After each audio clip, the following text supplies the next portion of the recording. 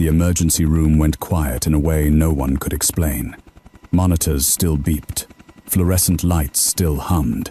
But every voice died the moment the elevator doors slid open and 4 Navy officers stepped out, dress blues, sharp boots, echoing against the tile like a countdown. A charge nurse dropped her clipboard. A trauma surgeon froze mid-sentence. One of the officers spoke, his voice calm but carrying an authority that bent the air. "We're here for our operator." No one answered. Confusion rippled through the ER. An operator? In this hospital? Then the officer's eyes locked onto a woman standing near the medication cart. Plain scrubs. No rank. No badge of honor. Just the quiet new nurse everyone had been ignoring all week. Emily Carter didn't flinch. She set the syringe down carefully, straightened her posture, and for the first time since she'd arrived, she looked like someone who had been found. Before the room could breathe again, everything changed. If you're watching this, drop a comment with where you're tuning in from and your local time. I love seeing how far these stories travel. And if you're drawn to stories about hidden strength, hard justice, and quiet heroes, consider subscribing. You won't want to miss what happens next. Emily Carter arrived at Harborview Medical Center on a gray Monday morning, the kind that smelled faintly of disinfectant and burnt coffee. The city outside was already loud sirens, traffic impatience, but inside the emergency department, noise had its own hierarchy. Voices competed, orders overlapped, egos took up space.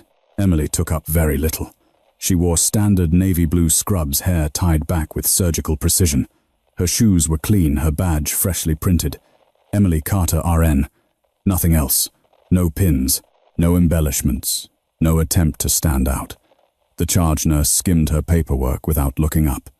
"You'll shadow today. Start with supply runs. We'll see how you do." Emily nodded once. "Yes, ma'am." No protest, no explanation that she'd already logged more trauma hours than most nurses twice her age. No mention of certifications that extended well beyond the norm. She had learned long ago that explanations invited questions, and questions led places she couldn't go. She moved quietly through the ER, memorizing its rhythm the way some people learned a language. The double doors to trauma bays, the crash cart locations, the blind spots in the camera coverage. She noticed which monitors lagged by half a second and which doors stuck when humidity rose. She noticed everything. Most people noticed none of that about her. By mid-morning, the ER was in full churn. A drunk and disorderly in Bay 3, chest pain in Bay 6, a pediatric fever screaming loud enough to fray nerves. Residents barked orders. Attendings corrected them louder. Nurses with tenure moved like traffic cops, efficient and blunt. Emily fetched gloves, replaced linens, restocked saline. When spoken to, she answered in clean, clipped sentences. When ignored, she didn't react at all. "Hey, new girl," a senior resident said without turning. "Grab another IV kit." Emily already had one in her hand. She placed it exactly where he needed it, then stepped back before he could notice how fast she'd moved. He didn't say thank you. Around noon, a trauma alert came in. Motorcycle versus pickup, unhelmeted rider, 32-year-old male, hypertensive, altered mental status. The word trauma snapped the ER into a different shape. Conversations stopped mid-syllable. Gurneys cleared paths like parting water. Emily moved with the team, unassigned but ready. The patient came in, pale blood, slicking the sheet's vitals, unstable. The resident took lead, voice sharp with adrenaline. Orders flew. Someone called for blood. Someone missed a number. Emily saw it instantly. The blood pressure cuff cycled again. The systolic dropped not dramatically, but enough. The waveform told a story most people missed in the noise. Internal bleed. Fast. "We need to slow the fluids," Emily said, quietly, standing just behind the resident's shoulder. "He's not responding. Pressure's compensating, not improving." The resident didn't even look at her. "I've got it," he snapped. "Just do your job." Emily hesitated half a second, no more. Long enough to weigh consequences. Long enough to remember other rooms, other patients, other stakes. She adjusted the drip anyway. Just slightly. Just enough. The attending surgeon swept in moments later, eyes sharp, scanning the monitors. "Good. You caught it," he muttered, assuming the adjustment had come from the resident. "Get him to CT. Now." The patient lived. No one asked how close he'd come to not making it. No one asked who'd seen it first. Emily washed her hands, the water scalding hot, and stared at the sink until the memory loosened its grip. She told herself what she always did. The outcome is what matters. Later in the break room, two nurses laughed about a viral video on someone's phone. Emily sat at the edge of the table eating quietly. She didn't join in. She didn't need to. Silence had never frightened her. A junior nurse named Lily eventually noticed her. "You okay? First days can be rough." Emily smiled, small and polite. "I'm fine." Lily hesitated. "You were good back there." "With the trauma." Emily shrugged. Team effort. It wasn't a lie. She had just learned that teams didn't always want to know who they were really standing with. That afternoon during rounds, Emily stood against the wall while physicians debated treatment plans.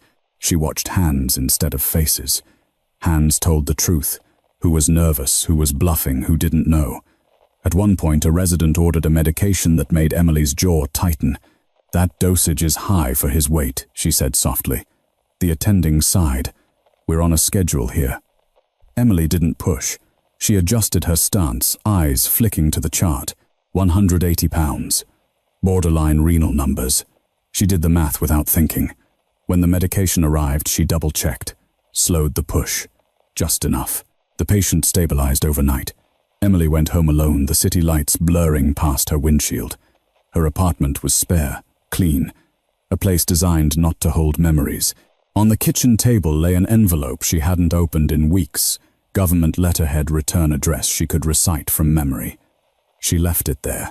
Back at the hospital the next morning, an announcement echoed through the corridors. Hospital leadership would be hosting a special visit later in the week. Administrators buzzed. Nurses speculated. Doctors straightened their coats. Emily listened without comment. She passed a bulletin board where emergency procedures were posted. Her eyes paused on one outdated protocol. She made a mental note to bring it up later quietly if she could. As she turned the corner, she nearly collided with a man being rushed in on a gurney. Military dog tags clinked against the rails, smeared with blood. His eyes fluttered open as they passed under the lights. For a split second, his gaze locked onto Emily's. Recognition flashed raw and unmistakable. He tried to speak. Failed. His hand twitched fingers, curling in a signal only a few people on Earth would recognize. Emily's face didn't change, but inside something cold and old stirred awake. The gurney disappeared through the trauma bay doors, but the sound of those dog tags stayed with Emily long after the hallway returned to its usual chaos. She forced herself to breathe evenly, in through the nose, out through the mouth. A habit drilled in under circumstances far louder and far more final than a hospital corridor. Whatever that man recognized, whatever memories had surfaced in his eyes, they belonged to a different life. One she no longer had the right to acknowledge. Emily. She turned. The charge nurse was already walking away, assuming compliance. Bay 7 needs restocking. And grab labs for the stroke consult. Yes, ma'am. Emily moved. The stroke patient was elderly, confused, frightened. His daughter hovered hands, shaking as she clutched her phone. Emily spoke softly, explaining each step before she touched him. The man relaxed just enough. The daughter exhaled. "You're new," the woman said. "You're calm." Emily smiled faintly. "It helps." Across the department, the trauma from earlier, the one with the dog tags, was spiraling. His blood pressure dipped again. A resident raised his voice, irritation sharpening each syllable. Orders contradicted each other. A nurse fumbled with tubing. Emily heard it all while labeling blood vials. She didn't look up. She couldn't afford to. But when the code blue alarm sounded minutes later, instinct overrode caution. Emily was already moving before the overhead announcement finished echoing. She slid into the trauma bay like she belonged there, hands gloved, eyes scanning. "Who's running this?" she asked, voice level. The resident bristled. "I am." Emily nodded. "He's crashing from hypovolemia. We need pressure control and faster access. Central line." The resident scoffed. "We're not there yet." The monitor answered for him. The patient seized, then went still. Chaos erupted. Emily didn't raise her voice. She didn't argue. She stepped in, positioning herself at the patient's head, securing the airway with a smoothness that made the room slow down around her. She adjusted the angle, compensated for the cervical injury, anticipated resistance before it happened. The attending burst in seconds later. "What do we have?" "Loss of pressure." "Suspected internal bleed," Emily said automatically. The attending glanced at her, surprised, but didn't correct her. He followed her gaze to the monitor. "Do it," he ordered. They did. The patient stabilized again, fragile but alive. When it was over, the resident rounded on her. "You don't give orders in my bay." Emily met his eyes, unflinching. "I didn't. I gave information." The attending cleared his throat. "She was right." The resident flushed. "That's not the point." Emily stepped back, hands already lowering, presence shrinking once more. "Understood." She left before the argument could continue, pulse steady despite the tremor in her hands. She washed them twice, scrubbing until the memory of sand and smoke and shouted coordinates faded. In the break room, Lily watched her carefully. "You okay?" Emily nodded. "He'll live." "That's not what I meant." Emily didn't answer. Later that afternoon, hospital administration sent out a memo. All staff were required to be on their best behavior for the upcoming visit. No deviations from protocol. No improvisation. The words sat heavy on Emily's chest. Protocol saved lives until it didn't. That evening, as the sun dipped low and the ER lights grew harsher by contrast, Emily was assigned to the ICU for overflow monitoring. It was quieter there, the kind of quiet that hid danger. Machines breathed for patients who couldn't. Every beep mattered. The man with the dog tags lay unconscious, chest rising unevenly. His chart was thick, military background redacted in broad strokes, too many black lines. Emily checked his vitals, adjusted his positioning, then froze. On his wrist, just beneath the hospital band, was a faded scar. Old. Surgical. Familiar in a way that made her stomach drop. She pulled the sheet back slightly. Another scar near the ribcage. Entry wound, healed badly. Not from a civilian accident. She covered him again, heart pounding. "You shouldn't be here," she whispered so softly it barely existed. His fingers twitched. A doctor entered, clipboard in hand. "How's our mystery soldier stable?" Emily said. "For now." The doctor raised an eyebrow. "You know him?" Emily shook her head. "No." It was almost true. The doctor scribbled a note. "We might need to transfer him. Military cases get complicated." Emily's jaw tightened. "He won't survive transport in this condition." The doctor paused, looked at her more closely this time. "You're certain?" "Yes." Another beat, then a nod. "All right, we'll hold." After he left, Emily leaned against the wall, eyes closed. The past was pressing in harder now. She could feel it in the rhythm of the machines, in the way the ICU lights buzzed just a shade too loud. Her phone vibrated in her pocket. Unknown number. She stared at it for a long moment before silencing it. Across the hospital, in an administrative office far removed from the ER's controlled chaos, a call was being logged. Federal routing codes. A name flagged. A status updated from inactive to located. Emily didn't know that yet. She only knew that the hospital was starting to feel very small. As she left the ICU, she caught her reflection in the glass scrubs, tired eyes, posture too straight for someone meant to blend in. For the first time since she'd arrived, she wondered how long invisibility would protect her. Behind her, the ICU doors slid shut with a soft, final sound. By the fourth day, the emergency department had begun to orbit around a quiet truth no one said out loud. The new nurse was different. Not better, not officially. Just different. Emily Carter still took the least desirable assignments. Still restocked carts no one else wanted to touch. Still spoke only when spoken to, except when a life hovered on the edge. Then her voice cut clean through the noise, precise and impossible to ignore. Some noticed. Most didn't want to. Dr. Nathan Reeves noticed and resented it. Reeves was everything. Emily was not tall, confident, loud in a way that commanded attention. He had trained at prestigious institutions, collected recommendations like trophies, and believed deeply in the natural order of things. Attendings at the top, nurses in support, new nurses at the bottom. Emily disrupted that order without ever trying. It started during a late afternoon trauma consult. A construction worker had fallen 2 stories, impaled by rebar that missed his heart by inches. Blood pooled beneath the gurney. Reeves took the lead, voice, crisp hands steady. Emily watched the monitor. "Pressure's dropping," she said quietly. Reeves waved her off. "He's anxious. Happens." Emily tilted her head. The waveform didn't lie. That's not anxiety. That's tamponade physiology. Reeves turned, irritation flashing. Are you questioning my assessment? I'm asking you to look again. A murmur rippled through the room. Nurses exchanged glances. Reeves' straightened ego pricked. I don't need a new nurse diagnosing my patient. The attending arrived moments later, scanning the monitor. His expression shifted. She's right. Prep for emergency intervention. The room moved instantly. The patient survived. Reeves didn't thank her. Later in the hallway, he stopped her. You need to stay in your lane. Emily met his gaze, calm as still water. My lane is patient safety, he scoffed. This isn't a battlefield. You don't get to improvise. Emily said nothing. She knew better than to argue with someone who thought volume equaled authority. That night, Lily found Emily alone in the stairwell, sitting on the steps with her hands clasped loosely between her knees. You always do that, Lily said gently. Do what? Disappear after the hard cases?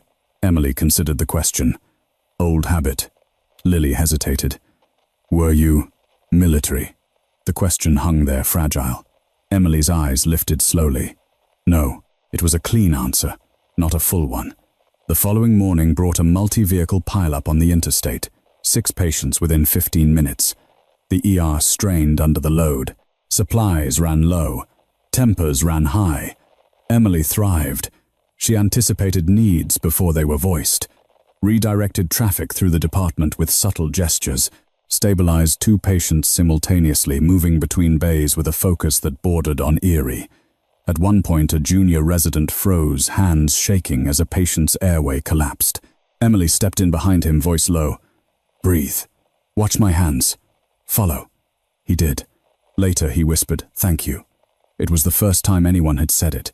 In the midst of the chaos, hospital administration made their presence felt. Suits appeared in the corridors, clipboards, forced smiles. The upcoming visit loomed like a storm cloud. Protocol was enforced with sudden zeal. Emily was called into the charge nurse's office. You're being written up, the charge nurse said, not unkindly. Administration says you're overstepping. Emily nodded. Understood. You don't seem upset. I did what was necessary. That's not how they see it. Emily thought of the ICU patient, the man with the scars and the dog tags. Thought of his fragile pulse. Patients don't care how things are seen. The charge nurse sighed. Just keep your head down. Emily had been keeping her head down for years. That afternoon, the ICU patient woke. Emily was there when it happened. His eyes opened sharp despite the sedation. They found her instantly. Ma'am, he rasped. She stiffened. You're in a hospital. Try not to speak. His lips twitched, still giving orders. Her jaw tightened. Don't. You left us, he whispered. Emily checked his vitals, hands steady, despite the words cutting deeper than any wound. You don't know what you're talking about. He smiled faintly. Yes, ma'am. I do. Footsteps approached. Emily leaned closer, voice barely audible. Not another word. Do you understand? His eyes softened. He nodded. When the doctor entered, the moment vanished. Another secret buried under layers of protocol and pretense. Outside the hospital, a black SUV idled across the street longer than necessary. Inside, a man in civilian clothes studied a tablet displaying Emily Carter's file. What little of it was visible. Confirmed, he said into his phone. She's there. On the helipad above the hospital, maintenance crews cleared debris earlier than scheduled. The wind picked up, whipping flags harder than the forecast predicted. Emily felt it in her bones. As she finished her shift, Dr. Reeves watched her from across the ER. There was something new in his expression, not respect, not yet, but uncertainty, that unsettled him more than defiance ever could. Emily walked out into the evening unaware of how close she was to being seen, and how loud the silence was about to become. The man in ICU room 12 was awake more often now. Not fully alert, sedation still pulled at the edges of his consciousness, but awake enough to watch. Awake enough to remember. And awake enough to recognize exactly who Emily Carter was, even if the rest of the hospital still didn't. Emily noticed the change during her early morning rounds. His eyes tracked her movements with intent, not confusion. When she adjusted the IV line, his fingers flexed twice against the sheet. A signal. She ignored it. Vitals are stable, she said aloud for the chart, keeping her voice clinical. Blood pressure is holding. Oxygen saturation at 96. His lips parted. Emily leaned in, lowering her voice just enough. You're not cleared to speak. Save your strength. His gaze sharpened. There was frustration there, and something else, relief. She finished her checks and moved on, pulse steady, mind anything but. Down the hall, Dr. Reeves was already on edge. The upcoming visit from hospital leadership had him snapping at residents, correcting nurses in front of patients, reminding everyone who was in charge. Emily stayed out of his way. It didn't matter. Carter Reeves called sharply as she passed the nurse's station.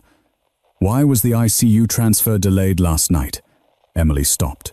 Turned. The patient wasn't stable enough for transport. That wasn't your call. It was a medical judgment. Reeves folded his arms. You're a nurse. You follow orders. Emily met his eyes. I follow physiology. A few heads turned. The air tightened. Reeves smiled thinly. Careful. You're on thin ice already. Emily nodded once. Noted. She walked away before he could say more, before her control slipped. Control mattered. It always had. Mid-morning brought another crisis. A man collapsed in the waiting room, cardiac arrest, no pulse. The ER moved as one, bodies converging, voices rising. Emily was there first. She started compressions immediately, counting under her breath, depth and rhythm, exact. When the crash cart arrived, she was already transitioning, guiding the resident's hands without ever touching him. Again, she said quietly when his angle drifted. Harder. Let the chest recoil. The resident obeyed without thinking. The patient came back. Applause didn't follow. It never did. The ER just moved on, hungry for the next emergency. But eyes lingered on Emily longer now. Later, Lily cornered her near the supply room. Okay, I have to ask, where did you learn to do all that? Emily considered deflecting. Habit urged her to. But something in Lily's expression, earnest, unthreatening, made her pause. Experience, she said finally. Lily frowned. From where Emily met her gaze. Places you don't talk about. That was enough. Lily nodded slowly. Got it. That afternoon, administration sent another memo. The special visit had been moved up. Tomorrow evening. The tension spiked instantly. Floors were polished. Signs replaced.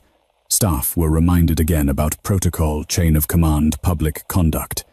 Emily read the memo twice. Tomorrow evening. The ICU patient's room felt heavier when she returned. He was more alert now, eyes clear despite the bruising. Emily, he said, voice rough but steady. She stiffened. No one else was nearby. You shouldn't say my name. He smiled faintly. Still the same. Her jaw clenched. You don't know me anymore. I know you saved my life. Twice. That's my job. He shook his head slowly. No, that was you. She adjusted his monitors, buying herself time. What do you want? To warn you, he said. Her hands paused. They're coming, he continued. They didn't stop looking. They never do. Emily straightened. You're confused. He laughed softly, then winced. You always say that. Before she could respond, footsteps approached. Emily stepped back, mask firmly in place as the doctor entered. Afterward, she retreated to the stairwell again, pressing her palms against the cool concrete wall. The hospital hummed around her, oblivious. Her phone vibrated. Unknown number. This time she answered. Emily Carter, a male voice, said calmly. This is Commander James Holt, United States Navy. Silence stretched. You shouldn't be calling this number, Emily said evenly. We wouldn't, Holt replied, if it weren't necessary. Emily closed her eyes. I'm not available. You were never unavailable, he said. Just off the board. She swallowed. I'm a nurse now. Yes, Holt agreed. And an operator. One of ours. We have reason to believe you're in contact with a missing asset. Her grip tightened on the phone. He's a patient. He's a liability, Holt said gently. And so are you if this stays public. Emily's voice dropped. What do you want? A conversation, Holt said. In person. No. Emily, he said, using her name the way only people from her past ever did. We're already nearby. The call ended. Emily stared at the dark screen, heart pounding for the first time since she'd set foot in the hospital. Nearby meant close. Very close. She returned to the ER on autopilot. "Doctor." Reeves was arguing with administration at the nurse's station, gesturing sharply. Something about authority, about appearances. Emily barely heard him. Outside, the wind picked up. A low, distant thrum rolled through the air, not loud enough to be obvious, not yet. Emily felt it anyway. She looked toward the ceiling, toward the helipad she'd memorized on her first day without knowing why. Tomorrow evening, the memo had said. She realized then that tomorrow was no longer theoretical. It was coming, and the hospital was not ready for what would arrive with it. Emily slept less than 2 hours that night. It wasn't fear that kept her awake. Fear was loud, chaotic, easy to recognize. What churned in her chest was something colder: calculation, timing, consequences, the same mental machinery she'd relied on in places where mistakes didn't lead to reprimands, but to folded flags and phone calls no one ever forgot. By the time dawn crept through her apartment window, she had already made 3 decisions and rejected 2 others. None of them felt like winning. The hospital greeted her with a brittle energy. Everyone knew about the visit now. Administration hovered like anxious parents before a recital. Department heads rehearsed explanations. Security walked the halls more frequently, radios crackling with forced importance. Emily moved through it all like a ghost. Her first stop was the ICU. The patient, Lieutenant Mark Alvarez, though no one here knew his name, was awake, propped, slightly upright color returning to his face. When he saw her, his mouth curved into a faint, familiar smile. "They found you," he said quietly. Emily checked his vitals, deliberately turning her back to the door. "You shouldn't talk. Too late for that." She lowered her voice. "Did you contact them?" His eyes hardened. "I didn't have to. The minute I came off grid, it was only a matter of time." Emily exhaled slowly. "You shouldn't have been moved." "They didn't move me," he said. "I moved myself. To you." Her hands stilled. "That was reckless." He met her gaze. "So was everything you taught me." A silence stretched between them, thick with unspoken history.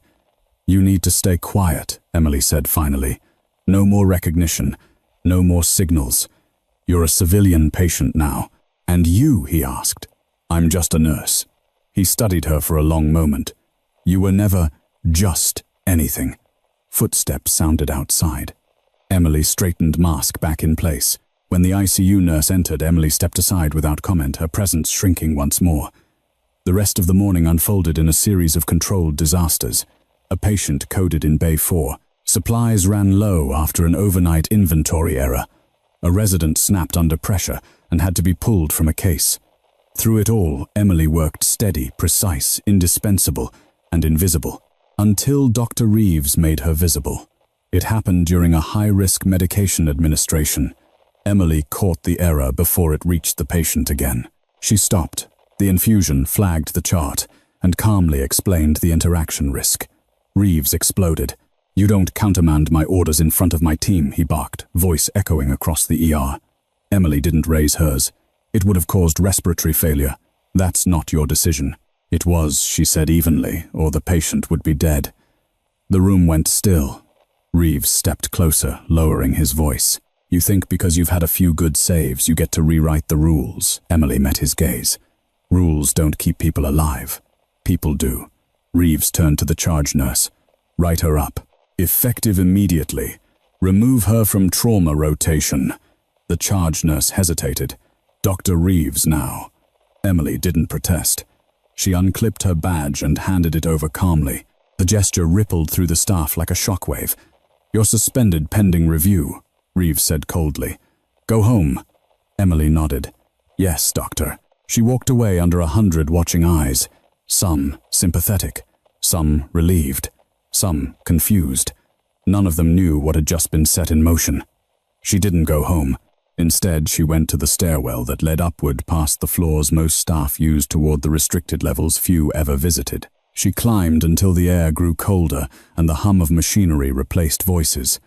The helipad access door stood at the top, locked behind a keypad. Emily stopped 3 feet from it. She didn't touch it. She didn't need to. The sound reached her first, a low, distant vibration felt more than heard. Rotor wash miles out. A rhythm burned into muscle memory. They were early. Her phone buzzed again. This time it wasn't an unknown number. Holt flashed across the screen. Emily answered. "You're causing complications," Holt said without preamble. "They started it," Emily replied. A pause. "You've been suspended." "Yes. You shouldn't be anywhere near the helipad." "I'm not." Another pause, longer this time. "Emily, this doesn't have to be public." "It already is," she said quietly. "You just don't know it yet," Holt sighed. "We're landing in 12 minutes. Emily closed her eyes. "Then you're late." She ended the call and turned back toward the ER. Downstairs, the department was unraveling. A mass casualty alert had just come in: military transport accident on the highway, multiple injured, unstable. The closest trauma center was Harborview. Reeves barked orders, trying to reassert control, but the numbers were against him. Stretchers filled the corridors. Blood units vanished faster than they could be replaced. Emily stepped into the chaos without her badge, without permission. No one stopped her. Instinct overrode protocol. Hands reached for her when they needed guidance. Eyes followed her movements. She didn't lead, she anchored. Stabilized. Redirected. Corrected mistakes before they became tragedies. Reeves saw her across the room and strode toward her, fury blazing. "You're not authorized to be here." Emily didn't look at him. "Then arrest me after they're alive." He opened his mouth to argue. The building shook. Not violently, just enough to register. Ceiling lights trembled. Dust drifted from a vent. The sound came next. Rotors. Every head turned. The noise grew louder, rolling over the hospital like thunder restrained by discipline. Windows rattled. Alarms wailed as air pressure shifted. A nurse whispered, "Is that a helicopter?" Security radios crackled frantically. Emily finally looked up. Her expression didn't change, but something in her posture did. Shoulders squared, chin lifted. A stillness settled around her that cut through the panic. Reeves followed her gaze toward the ceiling, confusion giving way to unease. "What did you do?" he demanded. Emily met his eyes. "Nothing," she said. "I stopped hiding." Above them, boots hit metal, and the hospital crossed the point of no return. The sound of the helicopter didn't fade. It settled, deep, rhythmic, controlled. The kind of presence that didn't rush, didn't panic, just arrived and expected the world to adjust accordingly. Inside the emergency department, everything fractured. Patients screamed as the vibration rattled IV poles. A monitor alarmed, then another. Security shouted into radios that no one answered. Nurses clustered instinctively around their patients, eyes wide, training warring with fear. "Doctor." Reeves stood frozen beneath the trauma bay lights, his authority evaporating with every passing second. "What the hell is going on?" he demanded, but the question dissolved into the noise. Emily didn't answer him. She was already moving. The mass casualty patients kept coming, 2 soldiers with blunt force trauma, 1 civilian driver crushed between frames of twisted steel, a young Marine barely conscious, blood soaking through improvised bandages. The ER was no longer just overwhelmed. It was on the edge. Emily stepped into the center of it, suspended badge or not, and the room bent toward her without realizing why. "They too needs blood now," she said calmly. A nurse obeyed. "Get that Marine off his back, he's aspirating." Hands moved instantly, pressures dropping in. 3. "Prep for rapid infusion." The resident nodded and moved before he remembered he wasn't taking orders from her. Reeves watched it all unfold, disbelief tightening his face. He tried to reassert himself, raising his voice, issuing counterorders, but they landed wrong. Too late, too loud, too uncertain. Emily didn't raise her voice at all. She walked up to the Marine with the collapsed lung, knelt and assessed him in one glance. Chest rise asymmetrical. Jugular veins distended. The man gasped, eyes rolling. "Tension pneumothorax," she said. "We need decompression now," Reeves snapped. "That's not your call." Emily didn't look at him. "It is if you want him alive in 30 seconds. The Marine's oxygen saturation plunged, answering for her. The attending hesitated, then nodded. "Do it." Emily acted without ceremony. Needle in, release. Air hissed out like a held breath finally escaping. The Marine convulsed once, then gasped deep, desperate, alive. A collective exhale rippled through the bay. For the first time, Reeves didn't speak. The helicopter noise intensified, now unmistakably close. Dust drifted from ceiling tiles. Through the windows at the far end of the ER, shadows moved across the glass rotor wash, sweeping and powerful. Security sprinted in radios, blaring. "We have unauthorized aircraft on the helipad." Unauthorized. The word landed wrong. Emily almost smiled. She moved to the next patient, hands, already bloodied, mind locked into the familiar cadence of triage under fire. This was not new. This was not chaos. This was order disguised as disaster. Then the doors opened. Not the sliding glass ones patients came through. The heavy ones. They swung inward with controlled force, and the sound of boots followed, measured, deliberate, immune to panic. 4 Navy officers entered the ER. Dress blues. Ribbons precise. Faces unreadable. The room didn't fall silent because someone asked it to. It fell silent because every instinct recognized authority when it walked in unannounced. One of the officers scanned the room, eyes moving past gurneys, past staff, past Reeves until they locked onto Emily. He stepped forward. "We're here for our operator." The words landed like a concussion. Gasps rippled through the ER. Someone dropped a tray. Lily stared, mouth slightly open, eyes darting between Emily and the officers like she was watching 2 realities collide. Reeves laughed, sharp and disbelieving. "This is a hospital," he said. "You can't just—" The officer didn't even look at him. "Emily Carter," he said, voice calm and resonant. "By authority of the United States Navy, we need to speak with you." Every eye snapped to Emily. She didn't flinch. She set her hands on the edge of the gurney she'd been working over, finishing the dressing with care before straightening. Blood stained her gloves. Sweat darkened her collar. She looked exactly like what she was. "A nurse," someone whispered. Emily met the officer's gaze. "My patients aren't stable."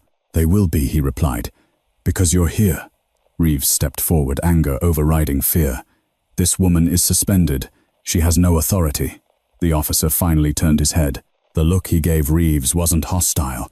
It was worse. It was dismissive. "Doctor," he said evenly, "you've been interfering with a classified asset operating under medical reassignment. That authority supersedes yours." The room seemed to tilt. "Asset," Reeves echoed. Emily inhaled slowly. Then she spoke, voice steady, carrying just far enough. "I didn't want this to be public." The officer inclined his head slightly. "We know." Lily took a step toward Emily. What's happening?" Emily glanced at her, really looked at her for the first time since this began. "I need you to keep doing what you've been doing," she said gently. "Take care of them." Then she turned back to the officers. 5 minutes, she said. "Then I'm yours." The officer studied her for a beat, then nodded. 5. Emily moved again, faster now, urgency sharpened by time.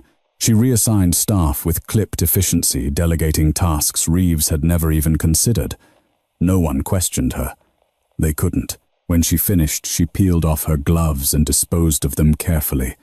She washed her hands, methodical as ever, as if this were just another shift change. When she turned back, the officers were waiting. Reeves stood off to the side, pale understanding dawning too late. "What are you?" he asked, voice barely audible. Emily met his eyes. "Someone you should have listened to." She walked past him toward the officers, shoulders straight, expression unreadable. Above them, the helicopter idled, patient and unstoppable. And in the ER she left behind, nothing would ever be quiet in the same way again. They didn't take Emily away. That was the first thing everyone got wrong. The Navy officers didn't escort her out in cuffs or rush her toward the elevators. They didn't bark commands or clear a dramatic path. They simply stood with her close enough to signal protection, far enough to show trust. And that somehow was more unsettling. Commander James Holt stepped forward, his ribbons catching the fluorescent light. "This will be brief," he said, projecting calm authority. "Then we'll be out of your way. Doctor." Reeves found his voice again, thin and sharp. "You can't commandeer my department." Holt turned to him fully now. "Doctor, 15 minutes ago, your department nearly lost 3 patients to preventable errors. The reason they didn't is standing right there." His gaze returned to Emily. Petty Officer First Class Emily Carter Holt said clearly, "Former Special Operations Independent Duty Corpsman, attached to Naval Special Warfare, medically reassigned following a classified incident." The words rippled outward comprehension, landing unevenly across stunned faces. Lily's hand flew to her mouth. A resident whispered, "Special Operations." Like seals. Emily closed her eyes for half a second. Holt continued. Miss Carter has logged over 4,000 hours in combat trauma environments. She has performed advanced life-saving procedures under fire in darkness, without support and without error. Reeves shook his head. This is absurd. If that were true, it is, Holt said calmly. And you were notified. Indirectly. He gestured to a second officer who opened a folder and produced a document stamped with multiple seals. Your hospital agreed to accept a medically reassigned service member under confidentiality guidelines. The assumption was professional discretion. Reeves stared at the paper, then at Emily. You let me talk over me, Emily finished softly. Ignore me, endanger patients. His face reddened. You should have said something. I wasn't allowed to, she replied. And I didn't need to. A murmur spread through the ER. Holt raised a hand, quieting it. Last night, Lieutenant Mark Alvarez was transported here after sustaining critical injuries. Lieutenant Alvarez is one of ours.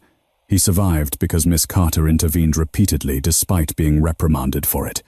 Heads turned toward the ICU doors. Holt's tone sharpened.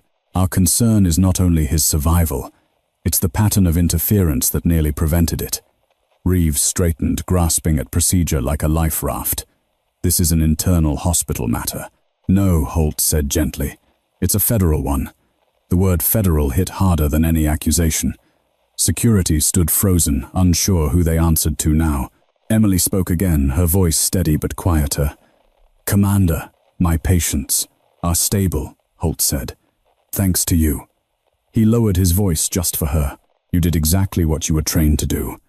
For the first time since the helicopter landed, something flickered across Emily's face. Not pride, not relief, grief. I didn't save everyone, she said. Holt didn't argue. He never did. You saved who you could. Reeves laughed hollowly. So what? She gets a medal and walks away while I'm painted as the villain. Holt's eyes hardened. No one painted anything. Your own actions did. The second officer stepped forward. Doctor, we have recordings, incident logs, witness statements, multiple accounts of you overriding medically sound decisions for reasons unrelated to patient care. Lily swallowed. He yelled at her. A lot. The officer nodded. We noticed. Reeves' confidence cracked. This is a witch hunt. It's an audit, Holt corrected. And it's already in progress. A stretcher alarmed, suddenly snapping everyone back to the present. A patient's blood pressure dropped fast. Emily moved instinctively, then stopped herself. Every eye followed her. Holt nodded once. Go. She didn't hesitate. Emily was back in motion, hands sure, voice calm. We're losing him. Get me norepinephrine. Now. No one questioned her. Not this time. The intervention worked. Again. When she finished, she stepped back, breath controlled, hands shaking just enough to notice. Holt waited. When she returned, he gestured toward a quieter corner of the ER. We need to talk. They moved a few feet away, close enough for privacy, far enough for transparency.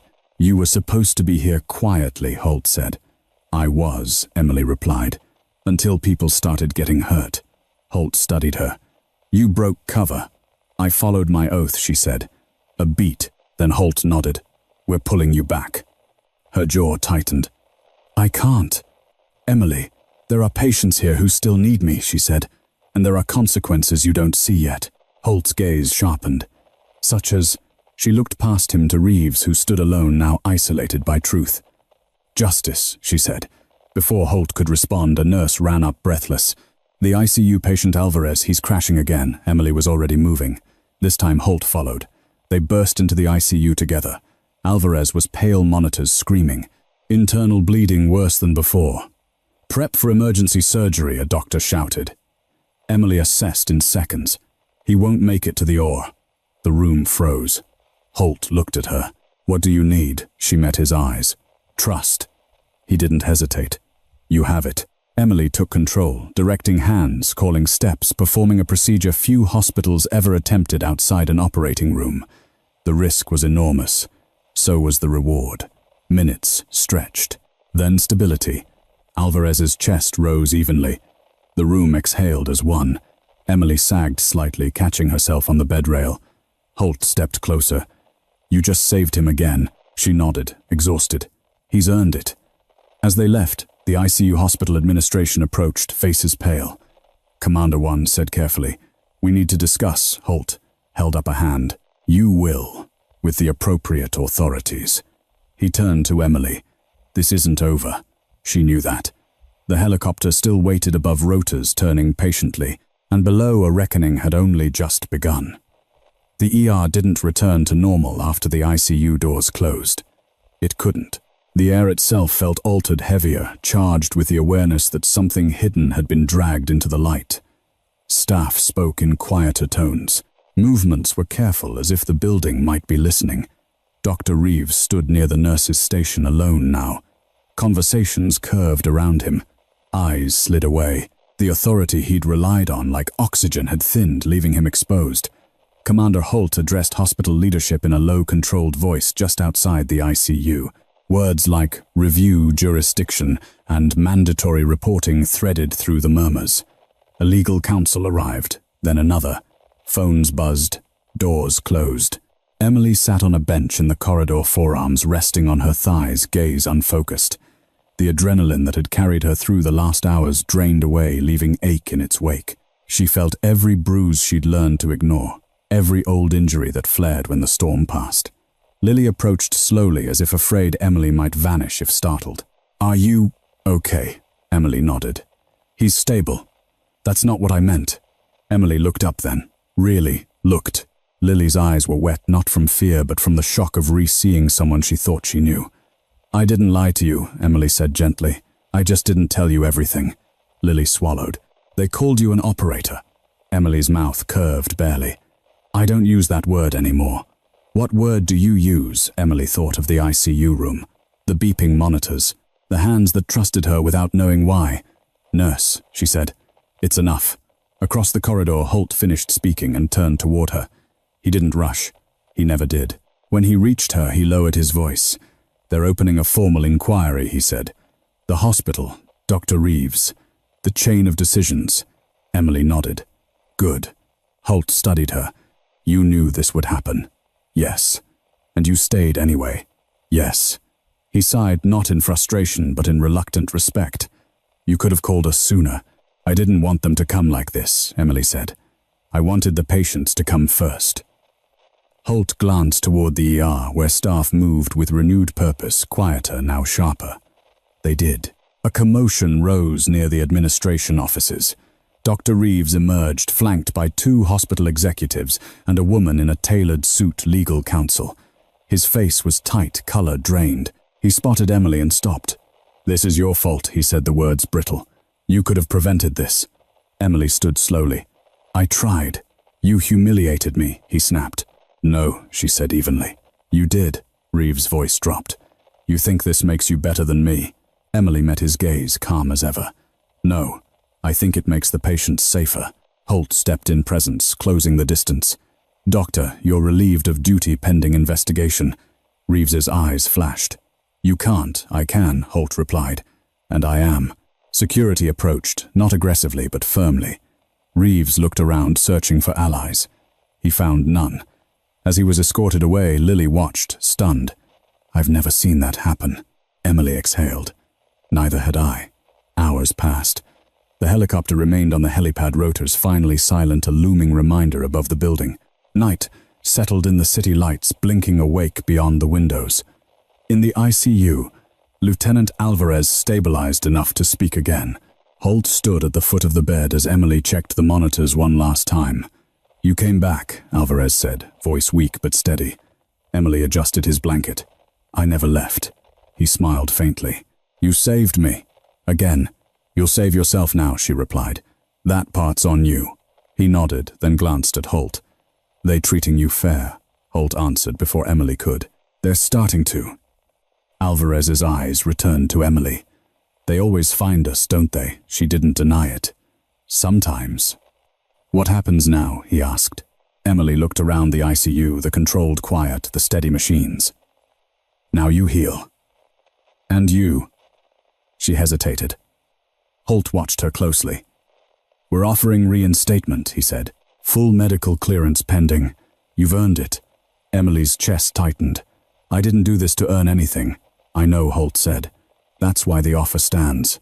A nurse stepped in with updated labs. Emily reviewed them, quickly nodded, then handed the chart back.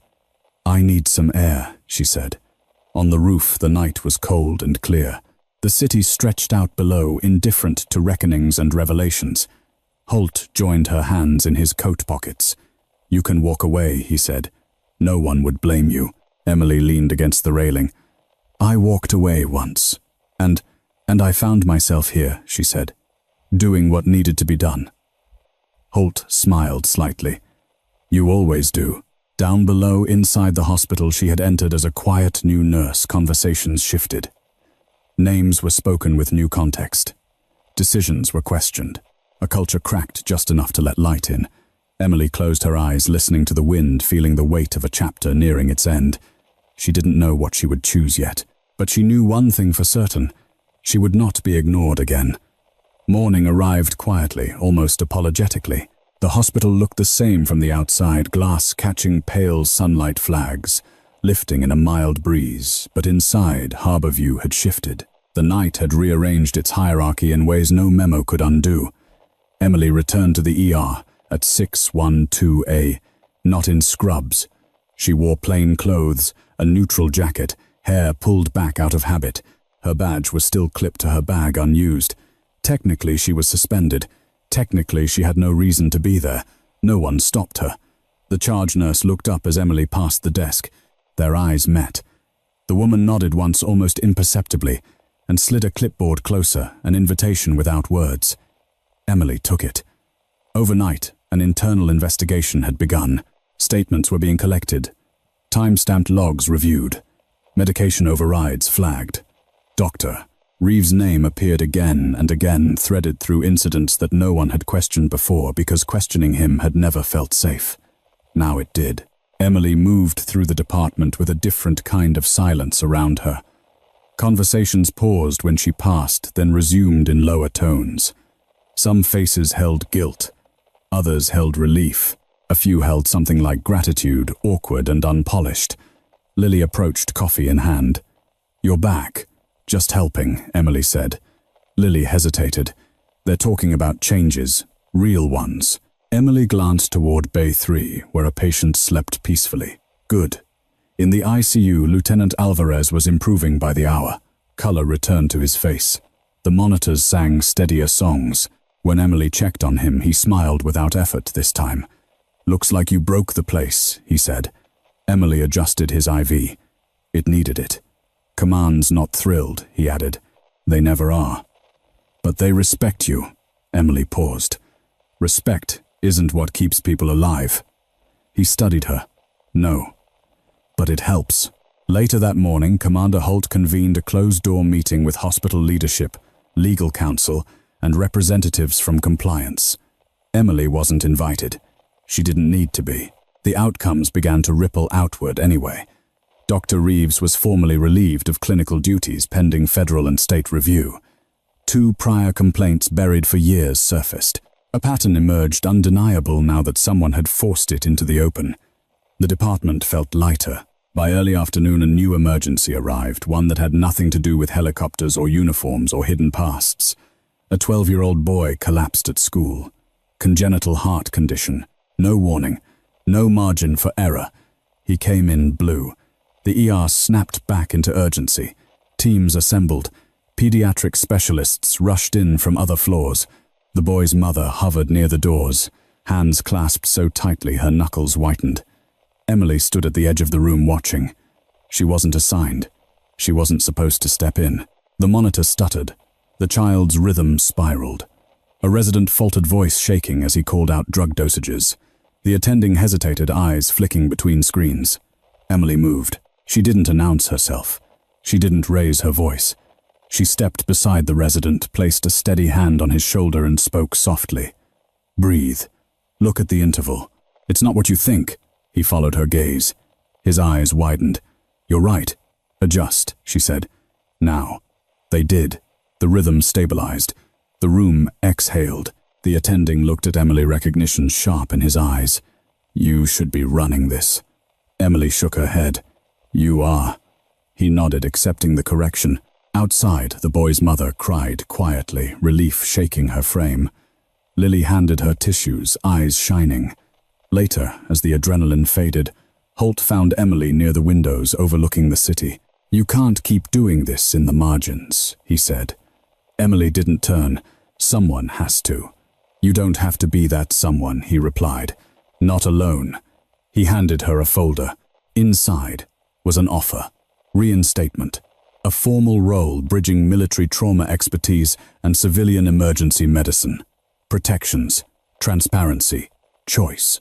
Emily closed the folder. I need to finish something first, she said. Holt studied her. What she looked back toward the ER, where new nurses moved with tentative confidence, where residents double-checked before dismissing input, where the air felt if not safe, then safer. This, she said, making sure it sticks. That evening, as dusk settled, the hospital faced one last test. A city bus accident flooded the ER with patients. Multiple critical injuries. Limited resources. The kind of situation where old habits could resurface under pressure. Emily stepped fully into the room this time. No hesitation. She took command not by declaring it, but by doing the work that needed doing. She assigned roles based on skill, not rank. She corrected mistakes without blame. She moved fast but never frantic, and people followed. When it was over, the ER stood intact. Patients stabilized. No preventable losses. The silence that followed wasn't stunned this time. It was respectful. Holt watched from the doorway, understanding settling into something final. Later, as Emily cleaned her hands, Lily approached her one last time that night. You staying? Lily asked. Emily looked at her reflection in the mirror, tired, steady, unhidden. I am, she said. Above them, the helipad lights dimmed.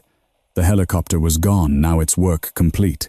But what it had revealed remained. And tomorrow the hospital would wake up changed because one quiet nurse had finally been allowed to speak. The night shift always told the truth. Daylight hid flaws behind routine and confidence, but at night, when staff thinned, fatigue crept in, and instincts mattered more than titles, the real culture of a place revealed itself. Emily learned that within the first hour, the ER was quieter now, but the quiet carried weight. Every movement felt intentional. Nurses checked with each other before dismissing concerns. Residents paused, listened. The sharp edges that once cut through the department had dulled not from fear but from awareness. Change was fragile. Emily knew that too well. She stood at the central desk reviewing patient flow when the call came in. Multiple gunshot wounds, residential block, unknown shooter, 5 minutes out. The room snapped back into motion. Emily didn't announce herself as lead. She simply took the position where decisions converged. Her voice remained calm, low, impossible to mistake. 2 trauma bays. Clear now. Beds rolled. Supplies moved. Blood bank on standby. Massive transfusion protocol ready. Confirmed. Security locked down non-essential entrances. No pushback. The first patient arrived unconscious, pulse thready, chest rising unevenly. The second was worse, bleeding, uncontrolled vitals collapsing fast. A resident hesitated, hands hovering over the kit. Emily stepped in beside him. You've got this, she said. I'm right here. He nodded, swallowing hard, and moved. Minutes blurred. Blood, commands, controlled urgency. Then the third gurney came through. A familiar face. Dr. Reeves. For a moment the room faltered. Reeves was pale blood seeping through his shirt shock already setting in. His eyes flickered open as they lifted him onto the bed and locked onto Emily. Recognition hit him harder than the pain. You, he rasped.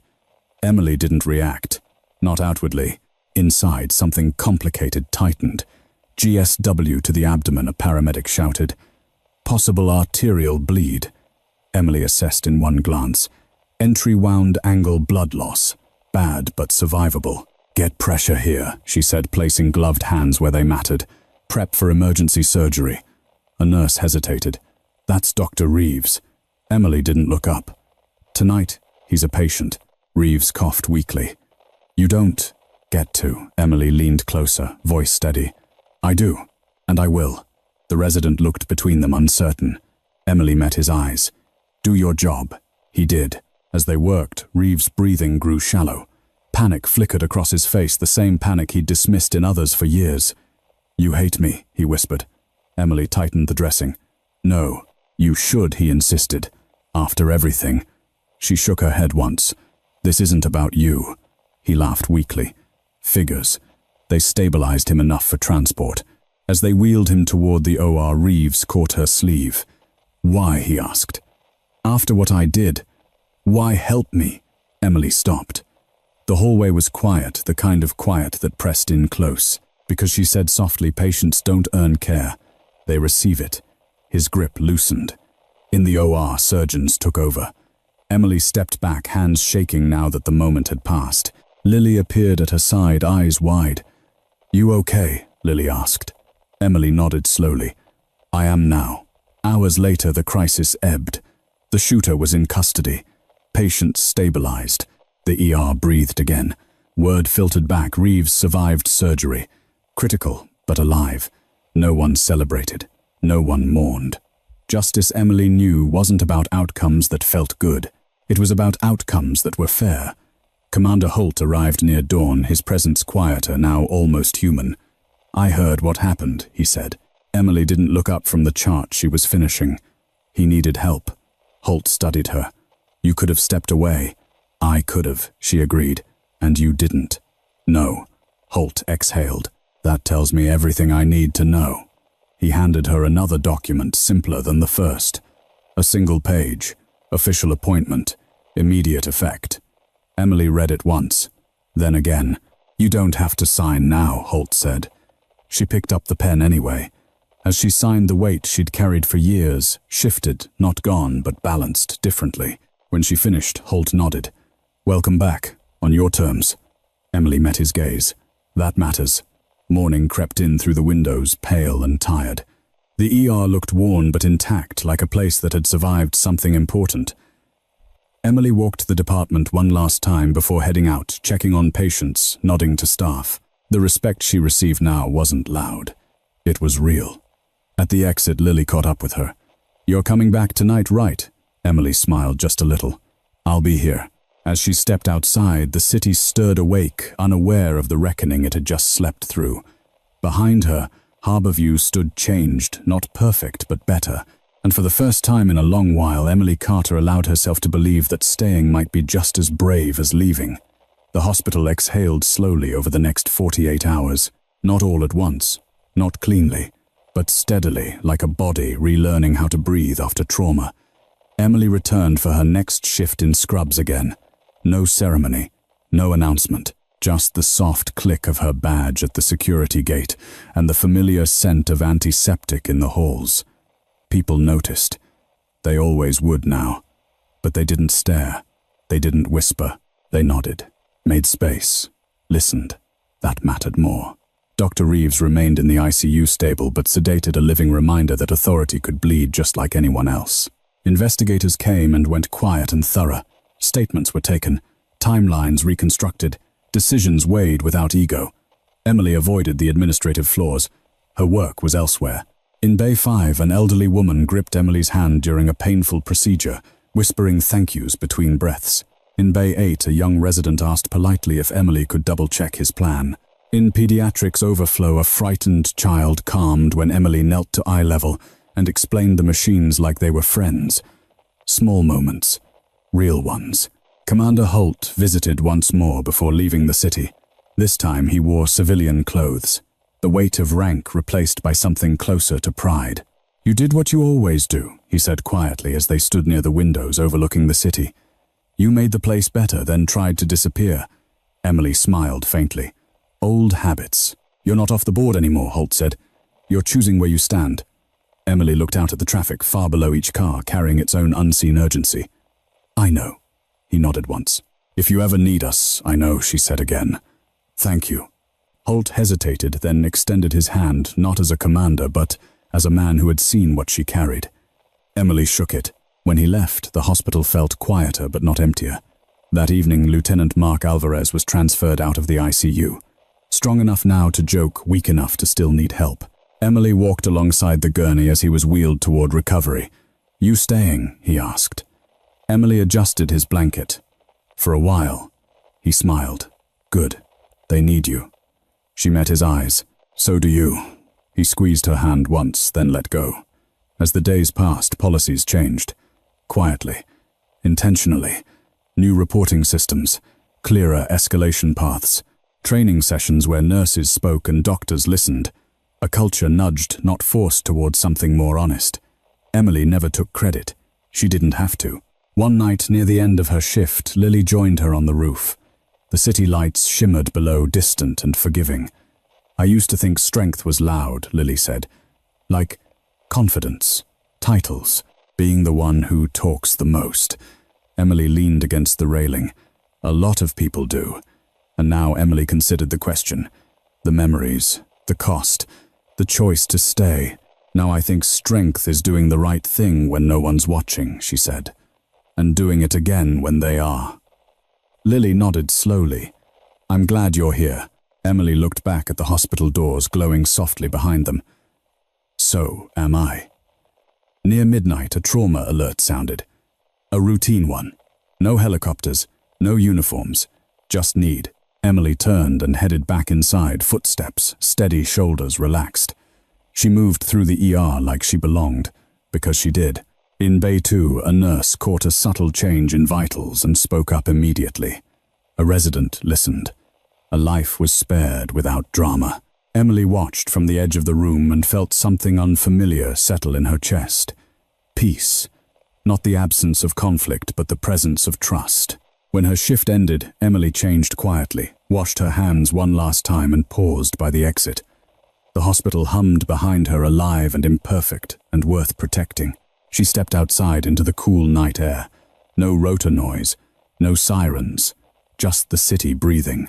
Emily Carter walked to her car without looking back, not because she was leaving, but because she didn't have to prove she belonged anymore. Inside those walls, the quiet new nurse had become something else. Not a secret, not an operator, just someone who showed up when it mattered and refused to look away. There's a quiet truth this story leaves behind, one that doesn't shout, doesn't demand attention, but lingers long after the noise fades. In real life, the most dangerous mistake we make isn't underestimating someone's skill. It's underestimating their silence. We live in a world that rewards volume. The loudest voice in the room is often mistaken for the strongest. Titles, uniforms, confidence spoken at full volume, these become shortcuts for trust. But real strength rarely announces itself.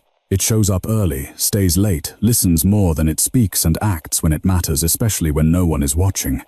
Emily didn't need recognition to do the right thing. She didn't need applause to save lives. She carried discipline without arrogance, courage without spectacle, and compassion without conditions.